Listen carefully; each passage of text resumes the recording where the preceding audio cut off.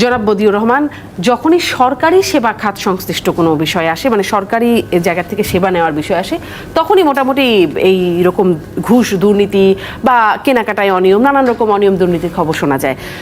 যতটা না কিনা বেসরকারি খাতে সেবা নিতে গেলে সেই রকমটা শিকার হতে হয় না। সমস্যাটা কোথায়? সরকারি খাতে অসুবিধাটা কোথায়? আপনারা প্রশাসনের উচ্চ পর্যায়ে কাজ করেছেন। ধন্যবাদ। সমস্যা কোথাও নাই, সমস্যা কোথাও নাই। সমস্যা একটা জায়গায় শুধু, সেটা হইল রাজনৈতিক সদিচ্ছা কতটুকু প্রবল এবং কতটুকু কার্যকর। এই যে চুনোপুটি বা রাঘব বোয়াল কথা উঠল, দুর্নীতি এখানে দুইটা অংশে বিভক্ত করা হয়েছে। একটা হইল দুদকের, সেটা রিলেটেড হইল তফসিলভুক্ত যেটা বলা হয়, কিন্তু তফসিলভুক্ত না হইলেও তো দুর্নীতি আছে। ছোট্ট ছোট্ট কথা বলি, যে মনে করেন এখন আইন প্রয়োগকারী সংস্থা রাস্তায় যদি হকার বসে, ব্যান্ড দোকান বসে, সেখান থেকে যদি দৈনিক বা মাসোয়ারা টাকা উঠায়, এটা আমিও জানি, আপনিও জানেন, দেখছি। তো এটা কে সামাবে? যারা পাহারা দেবে উঠায়, তারাই যদি টাকা উঠায়, তারাই যদি টাকা নেয়, রাস্তার বাজার থেকে টাকা নেয়, এটা কি দুর্নীতি না? অবশ্যই। কিন্তু তারা বাধ্য হয়ে দিচ্ছে। এখন তাদের মধ্যে একটু ক্ল্যাশ হয়ে গেল, হয়তো কেউ রেগে গেল, তখন দুই একদিন বন্ধ থাকলো, এটা চলছে। রিক্সায় সকালে আসতেছিলাম, এর মধ্যে আমি তো ওই ইঞ্জিনের রিক্সায় উঠি না, দেশ উন্নত হয়েছে, মেগা প্রজেক্ট সবটা হচ্ছে, আমার রিক্সার চাকাতেও ইঞ্জিন লেগেছে, কিন্তু রিক্সার ইঞ্জিনের মধ্যে কারেন্টটা কোথার থেকে আসতেছে? সব ওইখান থেকে লাইন থেকে আসতেছে। তা আমি ফুটপাতে এক জায়গায় জিজ্ঞেস করলাম, তোমার কত টাকা খরচ হয় দোকান করার? তো সেখানে ওখানকার একটা কল্যাণ সমিতি আছে এলাকার, কল্যাণ সমিতিকে দিতে হয় একটা মাসোহারা, বাতি জেনে প্রতিটা বাতির জন্য অবৈধ লাইনের ডেইলি 30 টাকা, আর পুলিশের জন্য দোকানের সাইজ অনুসারে ডেইলি আছে, কোনো কোনো জায়গায় মাসিক হিসাবে আছে। তো এটা তো সবার চোখের সামনে, সবাই দেখছে, দেখে মেনে নিচ্ছে। তাহলে এইগুলো তো আপনি হাত দিতে পাচ্ছেন না, কেউ তাকাচ্ছেও না, চলছে। হাত দিলে কি হবে? বা হাত দিলে কে দেবে হাতটা? হাতটা তো যারা দেবে তারাই করছে এগুলো, আপনি দেবেন কাকে? যারা দেবে হাত তারাই তো করছে। আমার সামনে দিয়ে তো এটা নিয়ে টাকা নিচ্ছে। জিজ্ঞেস করলাম, বাবা টাকা না দিলে তো বসতে দিবে না, উঠাচ্ছে। এবং তাদের ওই আছে, আবার উঠানোর লোক আছে।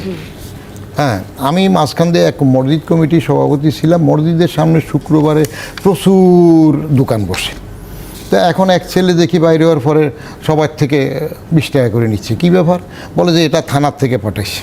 তো থানার থেকে তুমি কেটা বাবা? তুমি টাকা নিতে চলে যাও।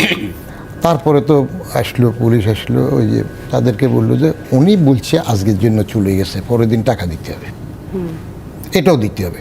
তো এই হইল চুনোপুটি বলেন সিস্টেমে, যেটা নজরুল বলল, যে সিস্টেমে যেটা হয়ে যাচ্ছে, এবং এই সিস্টেমটাকে ল এনফোর্সিং অথরিটি মেনে নিচ্ছে। এবার থানারটা পরে যাক, কেমন? আর বড় যেগুলো, এই যে বন্ডেড ওয়্যার হাউস যেটা হচ্ছে, এখানে দুই পক্ষ আছে, দাতা এবং গ্রহীতা। যিনি দিচ্ছেন আর যিনি নিচ্ছেন। ময়রা মিষ্টি বানাবে, একটু ছেঁকে দেখবে না, এটা হয় নাকি? ওই যে সিস্টেমেটিক যেটা হয়েছে, কারণ পার পেয়ে যাচ্ছে, তো দোচ্ছে না। তো বন্ডেড ওয়্যার হাউস হোক, তারপরে অ্যাকাউন্টস অফিসে হোক, যেখানে হোক, সেটা সবাই মেনে নিচ্ছে। যতটুকু ডিজিটালাইজ হচ্ছে, আপনার অটোমেশন হচ্ছে, অটোমেশন হওয়ার কারণে, ধরেন একটা উদাহরণ দিয়ে, আমাদের আয়কর মেলাতে লোক বেশি স্বাচ্ছন্দ্য বোধ করে কেন? আমি নিজে তো দেখেছি, করে এই জন্য যে সেখানে চোখাচুকি কম হয়, তাকানোটা কম হয়। ও কাগজ জমা দিয়ে চলে আসতেছে, রিসিপ্টটা পেয়ে যাচ্ছে। আর অফিসে যখন দেয়া হয়, আমি নিজে থাকতেও দেখেছি, কিছুই না, আমার সামনেই আমি এমনভাবে গেলাম, আমাকে চিনতে পারলো না। আরেকজন বলে যে আপনি কাগজটা রেখে যান, কালকে নিয়ে যাবেন রিসিপ্টটা। ও বললো যে কালকে না, আমার অসুবিধা হবে, আজকে। বলে যে আজকে হইলে স্যার নাই, উনি ওখানে গেছেন, ওখান থেকে সই আনতে হবে। এই আগডুম বাগডুম কতগুলো কথাবার্তা বলে তাকে দুর্বল করতেছে, তার তো ঠেকা। সেই সাহেব বলতেছে যে আমার মতো, বলে যে আমি এত দূর থেকে এসেছি, বলে যে তাহলে বসেন, আমি দেখি স্যারকে খুঁজে পাই কিনা, ঘুরে টুরে পায় না, ফিল্ড ক্রিয়েট করছে। এরপরে বুঝছে যে এগুলোর মানেটা কি। কিছু টাকা দিলেই স্যার চলে যায়। হ্যাঁ, পরে বললো যে ঠিক আছে আমাকে আমি কষ্ট দেওয়ার দরকার না, আপনি চা পানি খান একটু। তারপরে যে সে ঘুরে টুরে সই করে নিয়ে আসছে। এই জিনিসগুলো তারও ঠেকা, সে কি করবে উপায় নাই। আপনার সবচেয়ে একটা ছোট্ট উদাহরণ দিয়ে, আমি যখন চেয়ারে ছিলাম, ছোট্ট চাকরি করতাম, তখন আমি দুটো তদবিরে গিয়েছি। একটা হইলো পেনশনের তদবিরে এজি অফিসে, তখন এজি অফিস ছিল। তো ওখানে যাওয়ার পরে যেহেতু পরিচয় দিলাম, সবগুলো লাইনে হয়ে গেল, কিন্তু ফাইনাল অর্ডারটা জারি করার সময় এই সাহেব থাকে না, তাইফির সাহেব নাই। ও আজকে নামাজে গেছে, কালকে গেলে তখন ওই সাহেব ডাকছে, ওখানে গেছে, গুড় করে। তা আমি 3 দিন ঘুরার পরে আমাকে একজন পরামর্শ দিল, স্যার আপনি তো এটা পারবেন না, এটা কায়দা আছে, আপনি যে লোকটার জন্য করবেন আর একটা লোকের পাঠান, আপনার কাছে টাকাও চাইতে পারতেছে না, ওকে বলেন যে বাবা আমি আসি গাজীপুর মানে থেকে। কায়দার নামে দুর্নীতি সব। আপনার কাছে আবার একটু এটি শুনি যে মানে ব্যাংক খাতের বিষয়টা আপনাদের কাছ থেকে জানবো বলে বলছিলাম।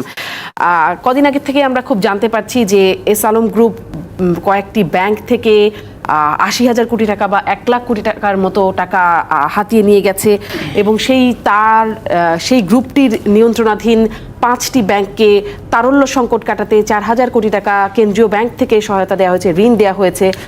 আজকে খবর দেখছি যে সেই গ্রুপের 3,170 কোটি 87,45,801 টাকার কর মওকুফ করেছে সরকার। চট্টগ্রামের বাঁশখালীতে 2টি কয়লাভিত্তিক বিদ্যুৎ কেন্দ্রের স্ট্যাম্প ডিউটি মাফ করে দেওয়া হয়েছে। মানে এটা কেমন? এটা কেন, জবাবটা তো আপনার সরকার কেন মাফ করছে এগুলা বললে তো সরকারই আমার ভুল রোস্ট হয়ে যাবে। মাফ কেন? নাথিং শুড বি ফ্রি কেন হবে? আবার সরকার বাজেটের সময় বলবে সরকারের এখতিয়ারভুক্ত মাফ করতে পারে। এখতিয়ারে তো দুর্নীতিও তো সরকারের এখতিয়ারভুক্ত আছে। দুর্নীতি করলে যদি বলে যে টাকা পাচার করে নিয়ে গেছে, এখন তুমি দেশে আনো, তাহলে তোমাকে আবার আমি কম করে রেহাই দিয়ে দেব, তাহলে ডাবল বেনিফিট দিল না। একবার সে পাচার করলো, পাচারের সুবিধা দিল, আবার পাচারকৃত টাকা দেশে আনবে, এবার তাকে করের সুবিধা দেবে। তো সরকার যদি অর্থমন্ত্রী বাজেটে যদি এসব করে, কেমন? তো সরকারই করলে আপনি আর বলবেন কার কাছে? এক। দ্বিতীয় জিনিস হইল, এস আলম গ্রুপ বলেন, যাই বলেন, সম্প্রতি একটা পদের একটা বিষয়ে আপনি খেয়াল করবেন, পত্রিকাতে কিছু কিছু ব্যাংক অভিনন্দন জানিয়েছে। এরা কারা? পরে খোঁজ নিয়ে দেখা গেল এরাও আবার একটা গ্রুপের, অন্য কেউ জানাচ্ছে না, তারা একচেটিয়া বিরাট বিরাট করে পত্রিকাতে অভিনন্দন জানাচ্ছে। কেন? এই গ্রুপটা জানাচ্ছে। আমার এক আত্মীয় বিদেশ থেকে আসছে, সে ব্যাংকের এসব খোঁজ শোনার পরে তার কিছু কষ্টার্জিত বাইরের টাকা আছে, ও আমার কাছে পরামর্শের জন্য বলল যে এই ব্যাংকগুলো সম্বন্ধে এটা শোনা যাচ্ছে, আমি টাকা কোথায় নেব? তাহলে আমার কাছে বললে আমি সরকারি চাকরি করছি, আমি সরকারি ব্যাংকের কথা বলতে পারি। তারপরে খোঁজ নিয়ে বলতেছে কার কী দুর্বলতা আছে। মানুষের আস্থাটা যদি সরকার নিজেই নষ্ট করে দেয়, কেন পাচার যদি হয়, কেউ যদি নিয়ে যায়, এটা সরকার জানে না। তারপরে আপনি বলতেছেন খবর হইলো আবার ট্যাক্স মওকুফ করে দিচ্ছে। কেন? অর্থমন্ত্রী বলছেন কারা পাচার করছেন সেটা তিনি তালিকা দিন। জি, আপনি যেটা বললেন সেটা স্ট্যাম্প ডিউটি। স্ট্যাম্প ডিউটি, জি। অর্থমন্ত্রী তো সবসময়, অর্থমন্ত্রী যিনি থাকেন, ওই যে মহিষের থাকলে বলবে যে 4,000 কোটি কোনো টাকা না, 4,000 কোটি টাকা কোনো টাকা না। শেয়ার বাজারের এটা আমি বুঝি না। এইসব দানাই ফানাই কথা বলে সব অর্থমন্ত্রী পার পেতে চায়, আপনি করবেন কেনটি? ওই ঘুরে ফিরে সবটা আসবে। আবার রাজনৈতিক সদিচ্ছা কতটুকু? আপনি এই রাজনৈতিক সদিচ্ছার ব্যাপারে শেষ অংশে একটু যদি শুনবার সুযোগ হয় শুনবো। জনাব এনায়েত খান, মানে আর্থিক প্রতিষ্ঠান থেকে টাকা লুটে নিলে দিন শেষে তো সেটি জনগণের ঘাড়ে গিয়ে পড়ে। আপনি নিজে একটি আর্থিক প্রতিষ্ঠানের চেয়ারম্যান, যেখানে পিকে হালদার যার থাবা, মানে পিকে হালদারের থাবার কবলে পড়েছিল যে ইন্টারন্যাশনাল লিজিং, আপনার অভিজ্ঞতা শুনবো। দেখুন, এটা সব কথা বলা যাবে না, বললে আরও 3-4টা মামলা হবে। অলরেডি আমার নামে একটা মামলা আছে। এক কোর্ট থেকে আমাকে চেয়ারম্যান করেছিল, আর দুদকের যে কোর্ট, সেই কোর্ট থেকে আমাকে বিদেশ যাওয়া নিষেধাজ্ঞা দিয়ে দিয়েছিল। হ্যাঁ, কেন আমি জানি না। আমি আশা করছিলাম হয়তো ওই কোর্ট থেকে আবার ভুল বুঝে সে ঠিক করে দেবে, সেটা দেয়নি। আমাকে উচ্চ আদালতে যেতে হয়েছে, সেখান থেকে স্থগিত করেছে। তা আমার একটা সাম্প্রতিক অভিজ্ঞতা বলি, ওইটা রিলেটেড। পিকে হালদারের একটা কুমির ফার্ম আছে, ওখান থেকে যে টাকা নিয়েছিল প্রায় 100 কোটি হয়েছে। তো সেখানে আমরা একদিন জানলাম যে, আমি চেয়েছিলাম যে এত ভেজালে যাব না, তা সেখানে পাশে মুরগিরও একটা খামার মতো করেছিল। তো একটা পর্যায়ে দেখলাম যে সেটা মুরগি টুরগি অন্য লোকেরা করছে, ওখান থেকে অন্য জিনিসপত্র সব বিক্রি করে ফেলছে, এটা কানে আসছে এবং কিছু লোক যায় ওখানে। তখন আমি নিজেই আগে গেছি, যে খোঁজ নিয়ে তারপরে সেগুলো টেক ওভার করার চেষ্টা করেছি কোর্টের অর্ডার নিয়ে।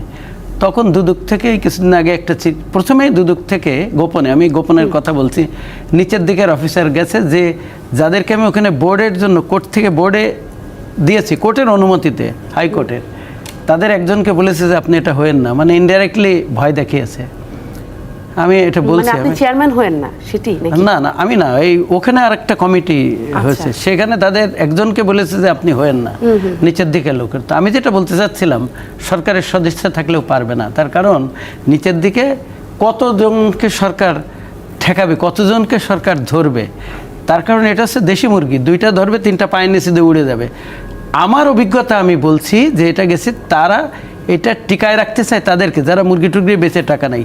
কিছুদিন পরে দুদক থেকে একটা চিঠি দিয়েছে নিচের দিকের অফিসার, আমি জানি উপরে জানে কিনা, অনুমোদন আছে কিনা, দিয়েছে যে এখানে দুর্নীতি হচ্ছে, মানে যখন ম্যানেজ করা হচ্ছে তখন প্রায় 1000 কুমির মারা গেছে। তারপরে কি করছে দুর্নীতি দমন, এখানে কি হচ্ছে এইসব হিসাব কিতাব দাও, এটা বলে চিঠি একটা দিয়েছে আমাদের কাছে, আমার এমডির কাছে দিয়েছে। আর কি করেছে, একটা পত্রিকাতে খবর দিয়েছে যে এখানে যাকে এমডির দায়িত্ব দেওয়া হয়েছে সে দুর্নীতি করছে, এইসব একটা নিউজ করেছে একটা পত্রিকায়। তার মানে আমি যেটা বুঝি আমার জ্ঞানে, পত্রিকার কিছু লোক থাকে, তার একটা সিন্ডিকেট প্রথমে এরকম নিউজ করে, তারপরে এখন সোজা দুদক থেকে একটা চিঠি দিয়ে দেয়, তারপরে কি করে অপেক্ষায় থাকে যে কখন তার বিরুদ্ধে ধরবে। আমার মতো লোককে তারা কোর্টে প্রকাশ্যে বলে তারা আমার বিদেশ যাওয়া আটকে দিয়েছিল। আমি আগে শেষ করি, তো সেটা হচ্ছে আমার অভিজ্ঞতা। তার মানে, এবং আরও কিছু এজেন্সি আছে তারাও এদের সাথে কাজ করে। সরকার কি করে ঠেকাবে এটা বলেন? সরকারের জালের ফুটা অনেক বড়, সরকার বড় বড় করে, কিন্তু এত লোকরে কিভাবে ঠেকাবে যদি এটা করে? এই প্রসঙ্গে এনআই খান, জনাব এনআই খান বলছেন তারও ভোগান্তির কথা যখন ব্যবস্থা নিতে যাচ্ছে। হ্যাঁ, ওনার ভোগান্তির কথা তো আমি জানি, এবং উনি অ্যাপিলেট ডিভিশন গিয়েছেন, অ্যাপ্লিকেশন স্টে করেছে, এবং উনি মনে করেন ওনার ভোগান্তির জন্য মেবি আমি দায়ী, হয়তো উনি মনে করে, যদিও আমি না অনলাইনে দেখেছি যে আপনি আমার ডিউ রেসপেক্ট না প্রেজেন্টেশন করছেন কোর্টে, না আমি অনলাইনে ঢুকে না, আমি একটু বলি, উইথ ডিউ রেসপেক্ট আমাদের কোনো ইয়ে ছিল না ওনার ওই ট্রাভেল ভ্যান্ট বা ওনার ইয়ের ব্যাপারে। অ্যাপেলেট ডিভিশনও আমরা আপত্তি করি নাই। হ্যাঁ, আচ্ছা যাই হোক, আমি ওই কথাটা যেতে চাচ্ছি না, উনি পার্সোনালি অ্যাপেলেট ডিভিশনে কিন্তু পক্ষে বলেছে একজন ওই কোর্টে বাংলাদেশ ব্যাংক থেকে, তাকে ধমক দেওয়া হয়েছে যে আপনি ছুটি নিয়ে আসছেন কিনা।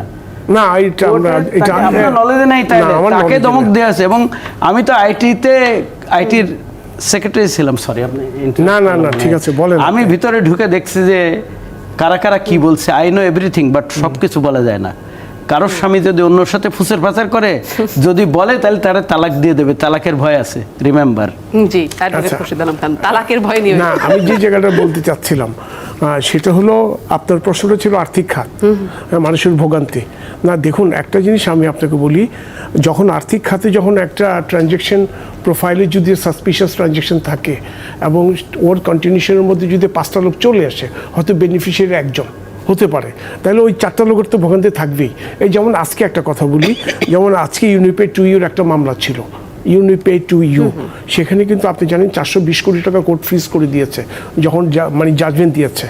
জাজমেন্টের সময় 420 কোটি টাকা ওনাদের ফ্রিজ করে দিয়েছে, যেটা এবং এটা বলেছে রাষ্ট্র বরাবর বাজেয়াপ্ত হবে। সেখানে আরেকজন ডিরেক্টরের কনভিকশন হয়েছে 12 বছর। এখন তাদের আর্গুমেন্টটা ছিল মানি লন্ডারিং 2009 আইনে আমাকে 7 বছর দিতে পারবে, এটা 12 বছর দিতে পারবে না। তখন কোর্ট আমার কাছে অপিনিয়ন ছিল, এই মামলা আমি অ্যাসাইন লয়ার ছিলাম না, আমি বললাম যে হ্যাঁ 7 বছরের বেশি দিতে পারবে না, উনি আসলে 12 বছর দেওয়াটা ভুল হয়েছে। কিন্তু সেখানে দেখেন ওনার আর্গুমেন্টটা ছিল আমি শুধু পরিচালক, কিন্তু কোনো ট্রানজ্যাকশন প্রোফাইল ও ছিল না, হ্যাঁ, এবং আমি কোনো বেনিফিশিয়ারিও না, কাজেই আমি ভিকটিম অফ সার্কামস্টান্সেস এই জন্য হতে পারে। কিন্তু যখন ট্রানজেকশন প্রোফাইলে আপনি চলে আসবেন, আপনি মেবি ফিনান্সিয়ালি বেনিফিটেড নাও হতে পারেন, কিন্তু আপনার একটা ডিসিশন, আপনার যে কোনো একটা সিদ্ধান্ত, আপনার যে কোনো একটা কনসেন্ট, সেটা লন্ডনে হয়তো অ্যাভিট সেটা তো হিসেবে একটা কাজ করে। প্রকৃতি বরাবরই বলেন, সবসময় আজকেও বলছিলেন জনাব বদিউর রহমান যে সরকারের বা রাজনৈতিক সদিচ্ছা আর রাজনৈতিক পক্ষ থেকে, রাজনীতির পক্ষ থেকে বা সরকারের পক্ষ থেকে শুনি জিরো টলারেন্স দুর্নীতির বিরুদ্ধে, তার প্রতিফলন কোথায়? আমরা দেখি দুর্নীতির সূচকে আরও এক ধাপ অবনমন হয়েছে। TI report.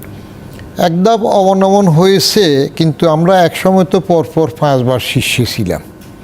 তো মাশাআল্লাহ এখন ওই শীর্ষের থেকে একদম অবনমনে আসছে, কিন্তু মানে খারাপ হয়েছে, খারাপ ভালো হয়েছে হওয়ার পরে সেখান থেকে আবার এক ধাপ আমরা খারাপ হয়েছে। খারাপের শীর্ষে ছিলাম তো আগে, পরপর 5 বার, 2 সরকারের আমলে, 1 সরকারের আমলে বোধহয় 4 বার, আরেক সরকারের আমলে 1 বার, কন্টিনিউয়াস 5 বার আমরা দুর্নীতির শীর্ষে ছিলাম। তো সেটার থেকে উত্তরণ হয়ে এখন একটু 12-13-র মধ্যে বেশ কম হয়েছে, এটা টলারেবল। কিন্তু আমরা আবার শীর্ষে যাচ্ছি। আপনার ওই যে বায়ু দূষণ, আমরা পরপর শীর্ষে চলে যাচ্ছি।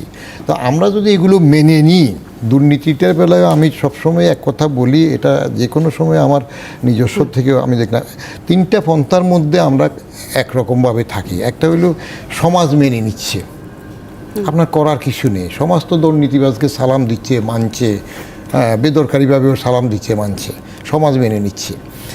রাষ্ট্রের আইনের ফাঁক ফোকরে সব চলে যাচ্ছে। এই যে ব্যাংকের মধ্যে বাংলাদেশ ব্যাংক যে কন্ট্রোল করবে বলেন, সে বাংলাদেশ ব্যাংক আওয়ামী লীগ একাধারে এখন 3 মেয়াদে 15 বছর ক্ষমতা থাকবে, 14 বছর হয়ে যায়, একাধারে, আগেরটা বাদ দিল।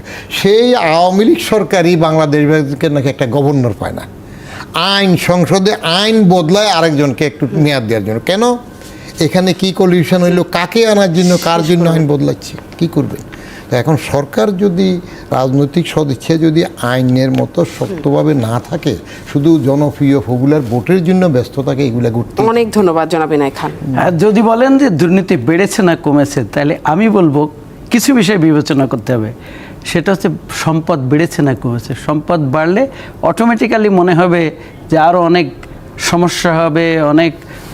আরেকটা হচ্ছে মানুষের সাথে আদান প্রদান, যত ইন্টারাকশান হবে, স্যার বলছিলেন যে কুইক যদি কাজ হয়ে যায় আইটির মাধ্যমে, তাহলে কিন্তু সুযোগ কম। দুর্নীতি ভালোবাসার মতো, যত কাছে যাবে তত বেশি হবে। মিথস্ক্রিয়া, এখন টেলিফোন হয়েছে, অনেক কিছু হয়েছে, মিথস্ক্রিয়া বেশি হয়, মানুষ ট্রাভেল করে বেশি, সুতরাং সেটা একটা ফ্যাক্টর।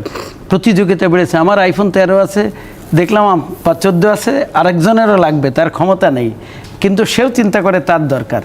তারপরে শিক্ষার সাথে কিন্তু চাহিদা বাড়ে। কম শিক্ষিত লোকেরা চিংড়ি মাছ খায়, শিক্ষা যেই হয় তখন ট্যাপা মাছ থেকে আরম্ভ করে সব কিছু খাওয়া শুরু করে, হ্যাঁ, তখন তার চাহিদা বাড়ে। তো শিক্ষাও বাড়ছে, সুতরাং চাহিদা বাড়ছে। চিন্তার সময়, এখন মানুষ আগে ধান ভানতে হতো, মাছ কাটতে হতো, এখন তো অটোমেটিক সব কিছু পাওয়া যায়। সুতরাং অফুরন্ত সময়, চিন্তা করার সময় বেড়েছে। চিন্তা করার সময় বাড়লে তখন চাহিদার কথা আরও বেশি মাথায় আসে, যে আমার এইটা নেই, এই আছে, দেনা পাওনার কথা বোঝে। আর একটা হচ্ছে আয় বাড়া কমা। যখন একটা ক্রাইসিস হয় তখন কিন্তু আয় কমে যায়, পারচেজিং পাওয়ার কমে যায়, এসব। তখন মানুষ এই যে এতগুলো বললাম গ্যাপ পূরণ করার জন্য কি করে? এই গ্যাপ জাম করে কিভাবে? দুর্নীতির মাধ্যমে। কারণগুলো বলছিলেন জনাব অ্যাডভোকেট খুরশিদ আলম খান। জি দেখুন, একজন বক্তা বললেন যে রাজনৈতিক সদিচ্ছা। আমাদের থার্ড ওয়ার্ল্ডে দেখেন, ইভেন কি থার্ড ওয়ার্ল্ড না, ওয়েস্টার্ন ওয়ার্ল্ডও দেখেন, রাজনৈতিক সদিচ্ছার কথা সবাই বলে, কিন্তু আসলে প্রকৃত রাজনৈতিক সদিচ্ছা কত জানা যাচ্ছে, এটা আমার সন্দেহ। রাজনৈতিক যদি সদিচ্ছা থাকতো, তাহলে গভর্নমেন্ট পলিসি লেভেলেই তো আপনার যেটা দুর্নীতি হচ্ছে সেটাকে রেস্টেইন করতে নিজের দলের মধ্যেই পারতো।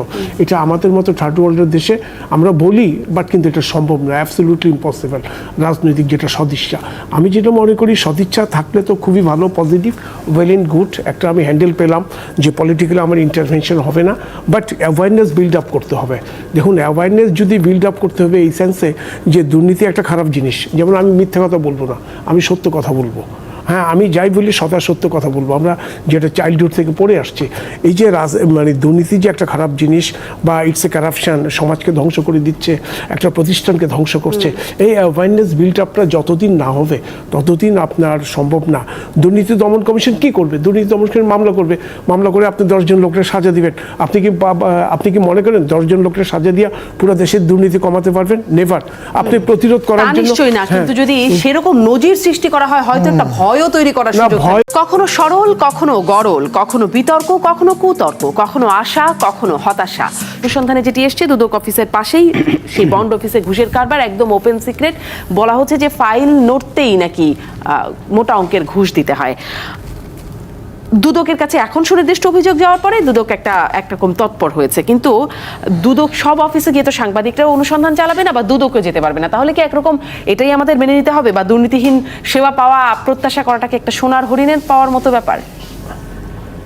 আমার মনে হয় যে এটা সময়ের ব্যাপার। তার কারণ একটা সমাজে যখন অনেক দিন একটা অনিয়ম অনাচার চলে আসে, তখন সেটা রাতারাতি বন্ধ হয় না। একটা কালচারাল ইস্যু আমি মনে করি এটা।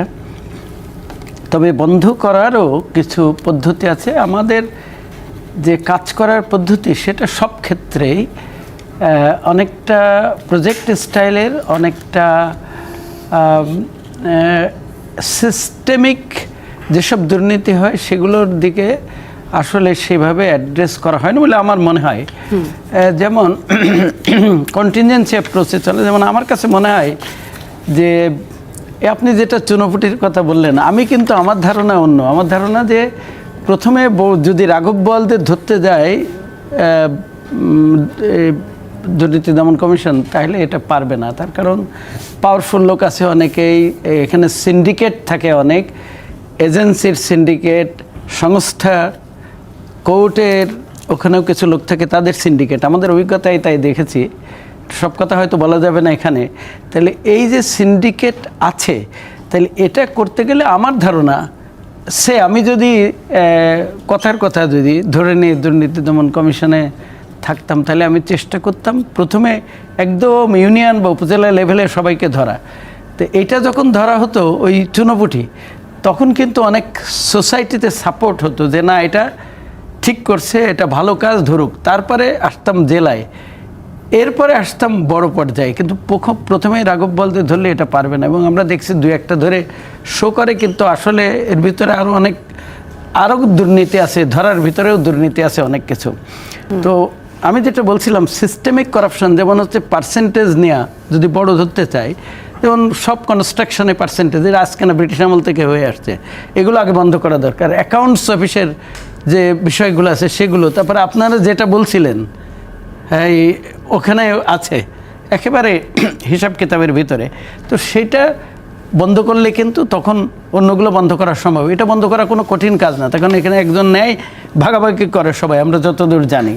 দ্বিতীয় হচ্ছে আমি যেটা বলেছি যে ছোটোর থেকে শুরু করে বড়োর দিকে যাওয়া, তাহলে বড় ধরলে 2-1টা ধরে ম্যানেজ করা সম্ভব না, তখন সোসাইটির একটা সাপোর্ট দরকার। 3 হচ্ছে বড় ধরলে কি সোসাইটি সাপোর্ট করবে না? আসলে পারবেন না, কারণ হচ্ছে অনেকগুলো ধরে, ছোট ছোট ধরে তারপরে আরও দুর্নীতিগ্রস্ত করে ফেলে যেসব সংস্থা আছে তাদেরকে। কেন?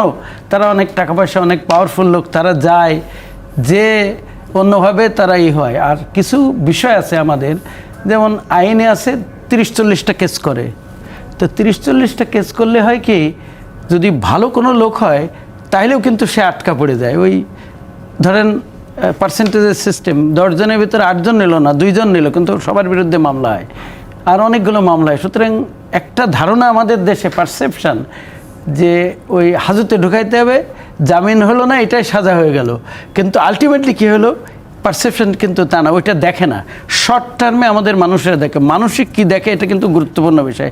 মানুষ মনে করে অনেক কিছু হয়ে গেল, কিন্তু আসলে পরবর্তীকালে সেটা আসলে হয় না, চাপা পড়ে যায়। আর একটা বিষয় হচ্ছে, আমি মনে করি যে 3টা বলেছি। একটা বলেছি সিস্টেমিক করাপশন যেগুলো, সেগুলো বন্ধ করা, পার্সেন্টেজ এইসব সিস্টেম, ছোট থেকে ক্রমান্বয়ে বড়োর দিকে যাওয়া। থার্ড আর একটা বলছি, নেতাদের দিয়ে দুর্নীতি ক্যাম্পেইন করা। তার কারণ যারা তদবির করে, যারা এই করে, নেতা, পলিটিক্যাল লিডার, তাদের দিয়ে ক্যাম্পেইন করা দরকার, এটা মোর ইফেক্টিভ হয়।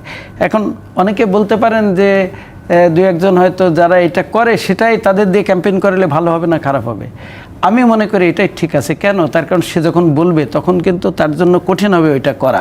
আদৌ কি হয়? কারণ সবসময় তো আমরা শুনেই থাকি, মানুষ তো মানুষ, তার মনে কিন্তু প্রতিক্রিয়া হয়। আর করাপশন হচ্ছে, আমার ধারণা করাপশন হচ্ছে একটা দুইটা কারণে হয়, একটা হচ্ছে নিডস আর একটা অপরচুনিটিস। যদি প্রয়োজন থাকে তাহলে ঠেকানো যায় না। এই যে বলছেন বাড়ছে, যদি দেশে অভাব অভিযোগ হয় তখন কিন্তু করাপশন বাড়ে। আর অপরচুনিটিস যদি থাকে তাহলে বাড়ে। অপরচুনিটিস কেমন? আমার 100 কোটি আছে, যদি 1 টাকা বাড়ানোর সুযোগ থাকে তাহলে সেটা কিন্তু দুর্নীতি হয়, আমার ধারণা আর কি। I may be wrong. এরপরে হচ্ছে যে আমি দেখেছি আমাদের অভিজ্ঞতা, এখন যে দুর্নীতি দমন কমিশনের চেয়ারম্যান আছে তাকে আমি বহুদিন থেকে চিনি, খুব সৎ মানুষ আমার জানা মতে। আমি যতদূর জানি উনি কখনোই দুর্নীতি বা অন্য কোনো উল্টাপাল্টা করেনি, অনেক কষ্টে মষ্টে চলেছে, আমি খুব ভালো করে জানি। তো সেটা হচ্ছে, তারপরে কোন সব বন্ধ করতে পারবেন না। কারণ কি? ওই যে কারণ বললাম, মানে সমাজে কি মনে করে, টিমে কি কাজ করে, তার যে টিম আছে তারা কি সবাই তাদের সাথে কি অন্যর যদি তাকে পূর্ণ সহযোগিতা দেয়, হয়তো সহযোগিতা দেয় কিন্তু অন্যদিকে আবার অন্য কানেকশন থাকে, সেই জন্য সম্ভব না। অনেকে আমি বলি, অনেকে বলে যে এই সরকারি কর্মকর্তাদের এদের অনুমতি নিয়ে তারপর মামলা করে। আমি 100বার সাপোর্ট করি এটা। আউটরাইট মামলা করলে কিন্তু ভীষণ প্রবলেম হবে, তার কারণ অ্যাবসলিউট পাওয়ার করাপ্টস অ্যাবসলিউটলি, সেটা আমাদের দেখা। আমি একেবারে উদাহরণ দিতে পারবো ক্যাটাগরিক্যাল কিভাবে অন্যদের হয়রানি করা হয়। এটা বলে কি আমি শেষ করবো? আমার একটা উদাহরণ দিয়ে ফ্রম মাই লাইফ। জি বলবেন।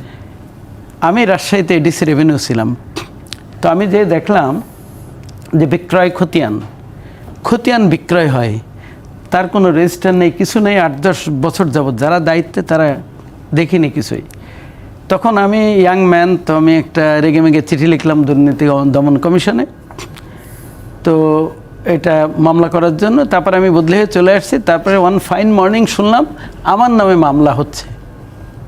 তখনও যিনি চেয়ারম্যান না, তখন বোধহয় ডাইরেক্টর ছিলেন, ব্যুরোতে খুব ভালো মানুষ ছিলেন উনি, কিন্তু ভালো মানুষ, ডিজি ছিল। হ্যাঁ ডিজি। তো আমি সাহস করে ওনাকে বললাম যে স্যার ধরে দিলাম আমি, তো আমার নামে মামলা কেন হচ্ছে? তো উনি করলেন এই তোমার সময় হয়েছে কিনা? তাই বললাম হ্যাঁ স্যার আমার সময়ই তো হয়েছে, আমি তো ধরেছি, আর আগের থেকে হয়েছে, আমার সময়ও কিছু হয়েছে। তাহলে তার কার নামে মামলা হবে? কিন্তু লোক আসলে ভালো ছিল। পরে চিন্তা ভাবনা করে পরে আমাকে বাদ দিয়েছে। এটা কি করে হয়েছে আমি অনুসন্ধান করেছি। আচ্ছা, অনুসন্ধান করেছি কেন এটা হয়েছে। তার কারণ ওই যাদের বিরুদ্ধে আমি লিখছিলাম তারা তদবির করে, তারা ট্রাই করছে আমার ওর ভিতরে ঢুকাই দিতে। তাহলে তদবির তাকে দেয়, তারা ছাড়া পাবে, আমিও ছাড়া পাবো। তদবিরের প্রশ্নটাও একটু আনতে চাই। অ্যাডভোকেট খুরশিদ আলম খান, যেটি জনাব এনআই খান বলছিলেন যে সিস্টেমেটিক দুর্নীতি বন্ধের একটা জায়গায় বলছিলেন। আমরা জানি যে দুদক বেশ কিছু বছর ধরে 2000 সাল থেকে শুরু করে বিভিন্ন সরকারি সেবা প্রতিষ্ঠানকে, বিআরটিএ, স্বাস্থ্য কার্ড, শিক্ষা খাত সহ বিভিন্ন প্রতিষ্ঠানে সুপারিশমালা দিয়েছে যে কিভাবে কোন কোন খাতে দুর্নীতি হচ্ছে সেখানে চিহ্নিত করে সেখানে সেটি বন্ধের সুপারিশ দিয়েছে। তারপরে কি কিছু হয়েছে? কোনো ফলো আপ, কোনো আইনি ব্যবস্থা, নাকি আসলে একটা সুপারিশমালা দিয়েই দায় সেরেছে? না, দেখুন, দুর্নীতি দমন কমিশন আইনের সুপারিশ করার একটা এখতিয়ার কমিশনের আছে। কমিশনের একটা যেটা মানে সুপারভাইজারি অ্যাডভাইজারি একটা পাওয়ার আছে। যদি কমিশন কোনো জায়গায় মনে করে স্বাস্থ্য খাতে দুর্নীতি হচ্ছে, তখন সে কিছু রিকমেন্ডেশন দেয় যে তোমার এখানে দুর্নীতি হচ্ছে, তুমি এই দুর্নীতিগুলো বন্ধ করার জন্য তোমার এই স্টেপ তোমাকে নিতে হবে। যেমন স্বাস্থ্য খাতে দিয়েছে, কোচিং বাণিজ্য দিয়েছে, তারপরে সেবা খাত, অন্যান্য অনেক জায়গায় দিয়েছে। কিন্তু হাইকোর্টে যখন আমাদের একটা মামলার শুনানি হয়, হাইকোর্ট ডিভিশন বললো যে আপনারা কমিশনের সুপারিশমালাটা কখন পেয়েছেন।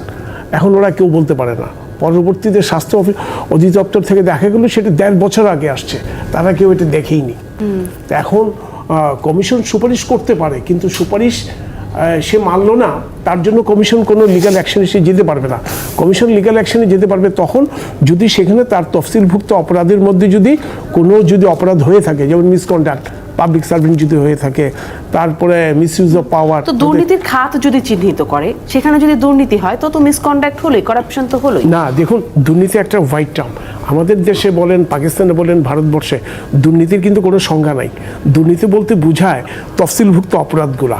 আমাদের শিডিউলে ধরেন 10-12টা অপরাধের ওখানে দেওয়া আছে, যেমন breach of trust 5(2), public servant 161, 164 এই অপরাধগুলি যদি পড়ে তাহলেই কিন্তু কমিশন পারবে। আমরা দুর্নীতি যদি ওয়াইড রেঞ্জে যদি দেখি, দুর্নীতি এটা তো একটা বিশাল ট্রাম, অনেক কিছু দুর্নীতি। আমি আপনার সঙ্গে মিসবিহেভ করলাম, আমি আপনার সঙ্গে একটা ফ্রডুলেন্ট অ্যাক্টিভিটিস করলাম, দ্যাট ইজ অলসো ট্যান্ডামাউন্টস টু একটা দুর্নীতি। কিন্তু এটা তো আর কমিশনে আসবে না। কমিশনে আসতে হলে এটা কমিশনের শিডিউলে আসতে হবে। তো আমি যখন দুর্নীতির খাত কমিশন চিহ্নিত করবে, যেমন আপনি বললেন কাস্টম বন্ডেড ওয়্যার হাউসে ঘুষ বাণিজ্য হচ্ছে, এখন কিন্তু ঘুষটা টেস্ট করা খুব ডিফিকাল্ট, কারণ এখন মোবাইল ফাইন্যান্সিংয়ের মাধ্যমে ঘুষটা দেওয়া হয়। আগে যখন মোবাইলটার আগে ছিল হয়তো হাতে হাতে ধরতো ট্র্যাপ কেসে, আগে ইনফরমেশন দিত, দুদক ইন্সপেক্টর ইন্টেলিজেন্স বসে থাকতো, হাতে নাতে ঘুষটা ধরতো।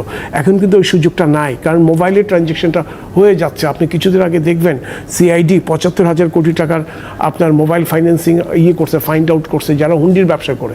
ঠিক অনেকটা হুন্ডি ব্যবসার মতোই এখন মানে বিভিন্ন অফিসে, সরকারি বলেন আধা সরকারি বলেন, যেখানে ঘুষ বাণিজ্য হচ্ছে ওখানে মোবাইলেই ট্রানজ্যাকশনটা হচ্ছে।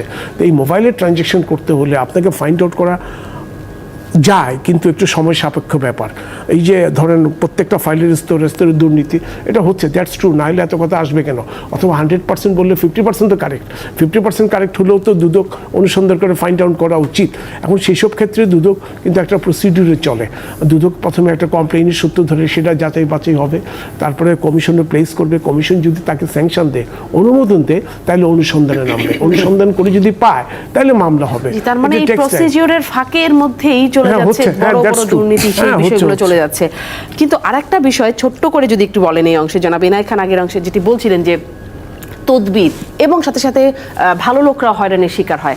আপনারা যখন মামলা করেন তখন আসলে এই তদবিরের শিকার আপনারা কতটা হন, আপনাদের কাছে আসলে কেমন আসে এক, এবং আপনারা কি বুঝতে পারেন যে আসলে এই মামলাগুলো হয়রানির উদ্দেশ্যে করা হচ্ছে বা এই বিষয়গুলো সত্যতা সেরকম নেই? এখানে দুটো অ্যাসপেক্ট। দুদকের মামলা কখনো হয়রানির উদ্দেশ্যে করতে পারবে না, তাকে ক্রেডিবল রেকর্ড থাকতে হবে। যেমন এটা এক্সপ্লোসিভ সাবস্টেন্স অ্যাক্টের মামলা না, অথবা 5 জন এক্সপ্লোসিভ সাবস্টেন্স অ্যাক্টে আপনার করলো, জয়েন করলো, ওখানে আপনি 50 জনের নাম দিয়ে দিলেন। দুদক ডকুমেন্টের বাইরে যেতে পারবে না, ডকুমেন্টের মধ্যে তার লিঙ্ক আপ থাকতে হবে। বর্তমান আইন যেটা আছে সেই আইনের মধ্যে যিনি ইনকোয়ারি অফিসার বা ইনভেস্টিগেটিং অফিসার তাকে জাস্টিফাই করতে হবে লিঙ্ক অফ সার্কামস্টান্সেস কোথায়, কেন আপনি সুয়েন্সোকে এখানে নিয়ে আসছেন। ধরেন ব্যাংক অফিসারদের ক্ষেত্রে, অ্যাভেটমেন্টের ক্ষেত্রে অনেক অফিসার চলে আসে, কিন্তু হয়তো তারা সিগনেটরিজ, হয়তো তাদের বস মূল কাজটা করছে, ও হয়তো আসল রহস্য জানে না। কিন্তু যখন সিন্ডিকেট হিসেবে আমি ধরবো, তো ওই অফিসারকে তো আমাকে আনতে হবে, যেহেতু তার একটা সিগনেচার আছে, তার একটা অ্যাপ্রুভাল আছে, তার একটা রিকমেন্ডেশন আছে, নাহলে তো আমার চেইনটা নষ্ট হয়ে যাবে। কোর্ট বলবে তুমি পিক অ্যান্ড চুজ করছো, একে করছো না ওকে করছো। আর তদবির যে কথাটা বললেন, পার্টিকুলারলি আমার ব্যাপার আমি বলতে পারি, আমি কোনো তদবির অ্যালাউ করি না, সোজা কথা। যদি বলে স্যার একটু জাস্ট বোঝার জন্য, আমি বলি যে ভাই আমার এখানে বোঝার কোনো দরকার নেই। এবং আমরা 35 থেকে 40 জন প্যানেল আইনজীবী আছে দুর্নীতি দমন কমিশনে, কারোর বিরুদ্ধে এই ধরনের কোনো এলিগেশন নেই। আমরা সোজা কথা তদবিরে একেবারে জিরো টলারেন্স। এবং কমিশন যখন আমাকে পার্টিকুলার একটা মামলা অ্যাসাইন করছে, সে কমিশন আমাকে সেখানে ইন্টারফেয়ার করে না। আমি কিভাবে আইনি ব্যাখ্যা দিব সেটা আমার ব্যাপার, কমিশন এইসব জায়গায় কোনো ইন্টারফেয়ার করে না। অ্যাডভোকেট খুরশিদ আলম খান, ধন্যবাদ আপনাকে।